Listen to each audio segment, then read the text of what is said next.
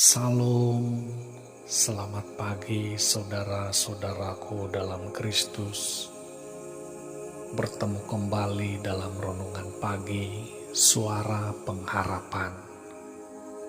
Tema renungan kita pada pagi ini adalah Yesus adalah Anak Allah. Saudaraku, apakah dengan menyebut Yesus adalah anak Allah berarti orang-orang Kristen meyakini bahwa Allah itu beranak? Sama sekali tidak. Orang-orang Kristen tidak percaya bahwa Allah itu beranak. Tetapi mengapa Yesus disebut sebagai anak Allah? Yesus disebut sebagai anak Allah karena dia berasal dari Allah. Dan dia adalah Allah sesungguhnya. Bagaimana mungkin itu terjadi? Saudaraku, seperti yang saya sudah sampaikan sebentar tadi bahwa orang-orang Kristen tidak percaya bahwa Allah itu beranak.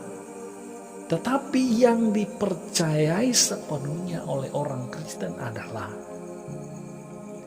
Allah itu adalah Allah yang maha kuasa.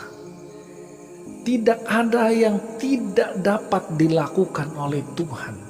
Segala sesuatu dapat dilakukan oleh Tuhan. Karena tidak ada yang mustahil bagi Dia. Kalau ada sesuatu yang tidak dapat dilakukannya, maka Dia bukanlah Tuhan. Tetapi Tuhan yang sesungguhnya ialah yang dapat melakukan tanpa batas. Dan yang dilakukan oleh Tuhan adalah Dia menjadi manusia. Dan apakah itu mustahil? Tidak mustahil, karena Tuhan itu maha kuasa. Allah menjadi manusia dengan cara dikandung dari Roh Kudus di dalam diri Maria. Dia dilahirkan tanpa seorang bapa secara manusia. Kejadiannya luar biasa dahsyat dan ajaib.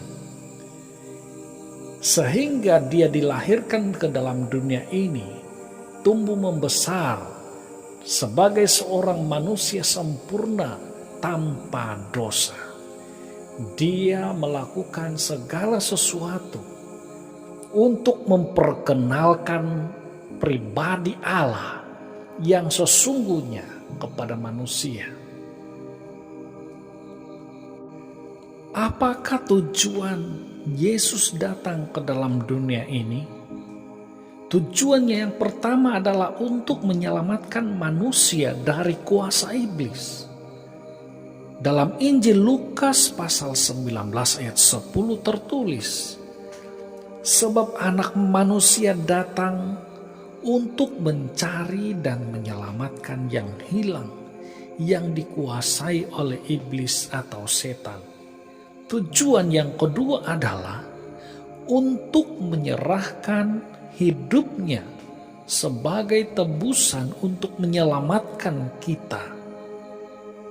Injil Matius pasal 20 ayat 18 tertulis, Anak manusia datang bukan untuk dilayani, melainkan untuk melayani dan untuk memberikan nyawanya menjadi tebusan bagi banyak orang. Selain itu, tujuan Yesus datang ke dalam dunia ini adalah untuk menghancurkan pekerjaan iblis dalam hidup kita, khususnya orang-orang yang percaya kepadanya. 1 Yohanes pasal 3 ayat 8 tertulis, barang siapa yang tetap berbuat dosa berasal dari iblis, sebab iblis berbuat dosa dari mulanya. Untuk inilah Allah menyatakan dirinya, yaitu supaya ia membinasakan perbuatan-perbuatan iblis itu. Saudaraku, tujuan yang keempat Yesus datang ke dalam dunia ini adalah untuk memberikan hidup kekal kepada barang siapa yang percaya kepadanya. Semua orang yang percaya kepadanya pasti memperoleh hidup yang kekal. 1 Yohanes pasal 5 ayat 11 dan 12 tertulis, "Dan inilah kesaksian itu, Allah telah mengurniakan hidup yang kekal kepada kita, dan hidup itu ada di dalam Anak-Nya, yaitu Yesus. Barang siapa memiliki anak, ia memiliki hidup. Barang siapa tidak memiliki anak, ia tidak memiliki hidup.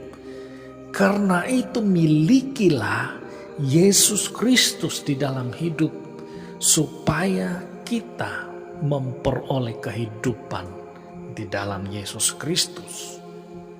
Tujuan Yesus datang yang kelima adalah untuk memberikan kelahiran baru ke dalam keluarga Allah kepada kita. Yohanes pasal 1 ayat 12 tertulis, "Tetapi semua orang yang menerimanya, diberinya kuasa supaya menjadi anak-anak Allah."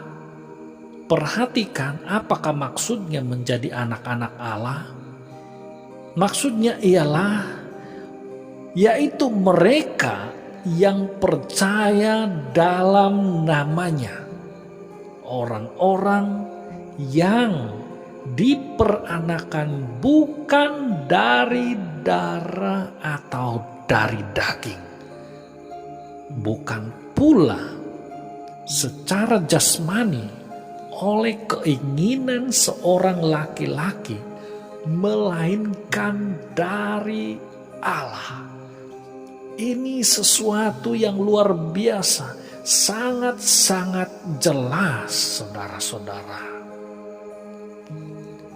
Tujuan Yesus datang yang keenam dan terakhir adalah untuk memulihkan hubungan kita dengan Allah.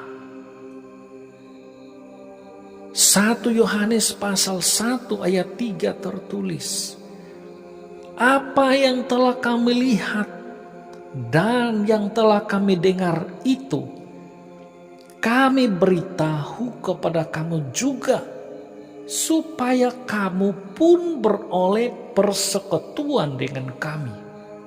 Dan persekutuan kami adalah persekutuan dengan Bapa dan dengan Anak-Nya, Yesus Kristus." Yesus datang ke dalam dunia ini supaya kita mempunyai persekutuan dengan Bapa, memulihkan hubungan kembali antara Allah dengan manusia. Saudara-saudaraku, kita yakin, kita percaya bahwa Yesus Kristus itu benar-benar datang ke dalam dunia ini untuk menyelamatkan yang hilang sehingga dapat diselamatkan. Puji Tuhan.